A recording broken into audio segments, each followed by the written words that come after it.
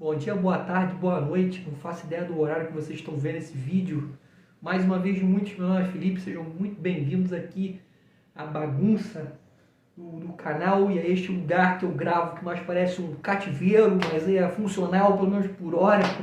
E eu trago hoje a resolução da questão número 36 da SEDUC Rio de Janeiro 2015, a área de História, que é a minha área de formação. Para você que caiu aqui de paraquedas, eu tenho a questão aqui no computador na minha frente e eu vou destrinchar opção por opção para poder tentar encontrar a opção correta e aprender um pouco com as opções que estão erradas, que não estão corretas, mas que sempre tem alguma coisa para poder ensinar para gente.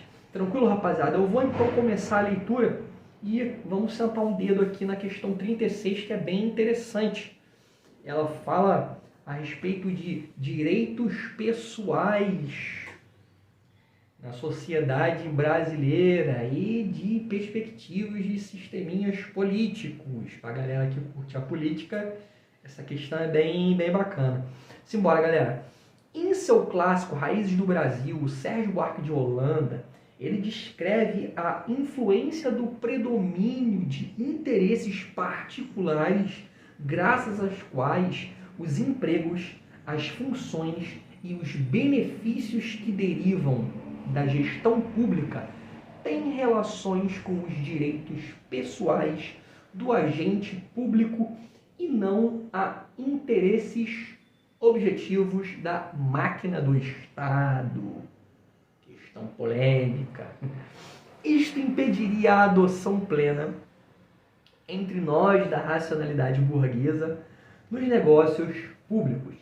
Tal perspectiva esboçada por Holanda é conhecida pelo termo clássico dois pontinhos. Cara, basicamente, um funcionário público ele tem que agir de acordo com os interesses públicos e não com os objetivos pessoais dele. Mas até onde que isso funciona? Qual foi a perspectiva esboçada pelo Holanda no Raízes do Brasil que define essa questão? Qual foi o termo? Temos a opção A, o patriarcalismo, a opção B, que isso aí muita gente faz, jeitinho brasileiro, a opção C, o coronelismo, a opção D, corrupção, e a opção E, o patrimonialismo. Cara, primeiro, vamos tentar entender a questão. A questão ela tá pedindo o seguinte, para a gente identificar o termo que diz quando os interesses particulares das pessoas, de alguma pessoa, têm mais importância do que o bem comum e os interesses e objetivos do governo. Isso pode afetar negativamente a maneira de como o governo ele é administrado.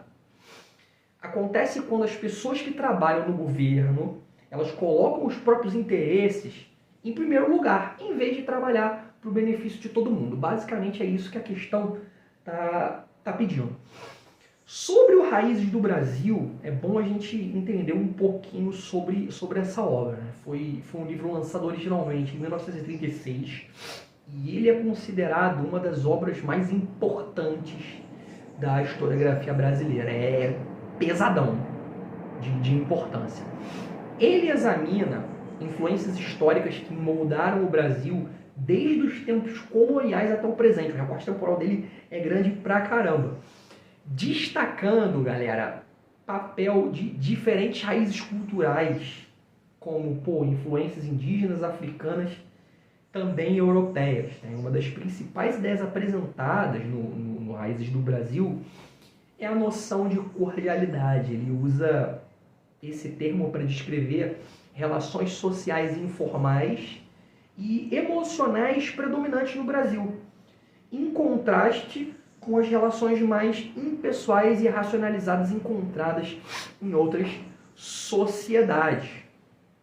Além disso, o Holanda, no Raízes do Brasil, ele explora a falta de um verdadeiro espaço público no Brasil.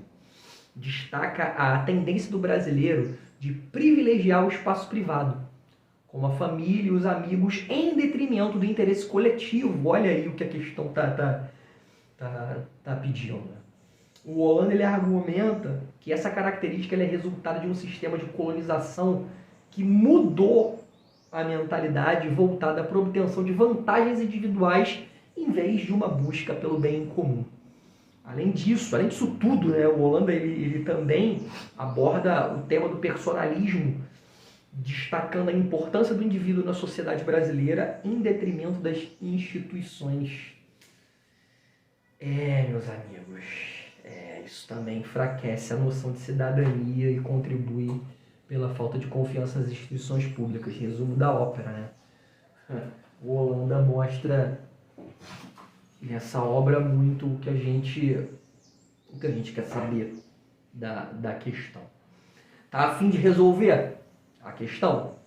Dá um pause no vídeo, tenta solucionar, que ó, em 3, 2, 1, comentando a opção A, o patriarcalismo. Cara, é um sistema social e político no qual o poder e a autoridade são exercidos principalmente pelos homens, geralmente dentro de uma estrutura familiar. O homem é considerado chefe da família, detém o controle sobre tomada de decisões, sobre a própria propriedade e os recursos familiares também. As mulheres e as crianças elas acabam sendo subordinadas aos homens e espera-se que obedeçam às suas diretrizes. As mulheres elas são frequentemente associadas à atividade doméstica e cuidados, enquanto os homens são encorajados a assumir posições de poder e prestígio na sociedade. Bom, isso aí não tem muito a ver com as bases que a questão passou. Por conta disso, galera, vamos lá descartar a opção A e partir para a opção B.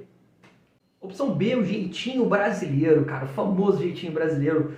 Ele é um termo que ele acaba descrevendo uma série de práticas e atitudes observadas na nossa sociedade, na sociedade brasileira. É uma mentalidade que busca encontrar soluções criativas, né? E muitas vezes não convencionais para contornar problemas e burlar regras. É comum aqui no Brasil, no nome já de jeitinho brasileiro, a gente encontrar pessoas que tentam obter vantagens pessoais ou se beneficiar de pequenos favores em diversas situações. Tem até aqui alguns exemplos na colinha que eu fiz. Furar fila, evitar pagar imposto, conseguir serviço de forma mais rápida, conseguir serviço por um valor reduzido. O famoso jeitinho brasileiro, né? Que apesar de visar benefícios próprios e soluções alternativas, também não bate muito. Quer dizer, bate até um pouco, mas não é exatamente o que a questão busca. Então, mais uma opção que a gente pode descartar. Temos a opção C, o coronelismo, que foi um fenômeno político que ocorreu no Brasil durante a República Velha.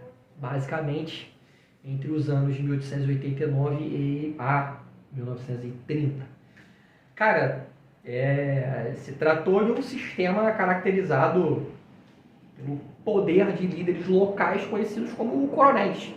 Eles exerciam um controle político-econômico sobre regiões, né? Normalmente eram os caras com mais poder, com mais influência, e eles mandavam e desmandavam nessas determinadas regiões. Os coronéis eles eram grandes proprietários de terra, possuíam influência geral sobre as populações locais que viviam naquelas terras. Eles exerciam um papel de liderança política e muitas vezes de forma autoritária. Os coronéis eles utilizavam de uma espécie de rede de favores para poder manter o controle da população. Eles influenciavam diretamente nas eleições, controlando o voto dos eleitores através desses favores que eles faziam. Então eles faziam os favores e a galera ficava presa em votar nos caras, né? Essa prática ficou conhecida como o voto de cabresto, né? que consistia na coação dos eleitores e a compra de votos e também fraudes eleitorais. Bom, dessa forma, eles acabavam garantindo, né, a manutenção do poder nas eleições nas regiões, e isso totalmente ligado aos seus interesses. Tem a ver com a questão também? Tem. Só que não é o que ela busca. Eu já falei isso uma vez, mas você analisando, você vê que tanto o coronelismo quanto o jeitinho brasileiro, eles têm a ver com o que a questão diz, mas é como se fosse uma fatia do bolo. E, cara, a gente não quer a fatia, a gente quer o bolo inteiro. Opção D, a corrupção. Corrupção envolve abuso de poder e busca de benefícios pessoais ou privados por parte de indivíduos em cargos públicos e posições de autoridade. Olha só. Ocorre quando esses indivíduos se envolvem em práticas fraudulentas, como suborno, desvio de recursos, nepotismo, tráfico de influência e lavagem de dinheiro. Pô, diz bastante sobre o que a questão pede. Bastante mesmo. Coceira no nariz que a alergia tá atacando. Durante todos os vídeos que eu estou gravando aqui com essa camisa sem manga, com esta regatinha, eu falo isso porque a alergia hoje atacou e eu tiro um dia para poder gravar várias questões. Então, nesses vídeos vocês vão me ver coçando muito o nariz e reclamando da alergia. Vamos separar aqui a opção D e comparar ela com a opção E, o patrimonialismo. Que o patrimonialismo, ele é um conceito sociopolítico que descreve um sistema de governo caracterizado pelo domínio e controle do poder por parte de uma autoridade central. Trata o Estado e seus recursos como seu próprio patrimônio pessoal.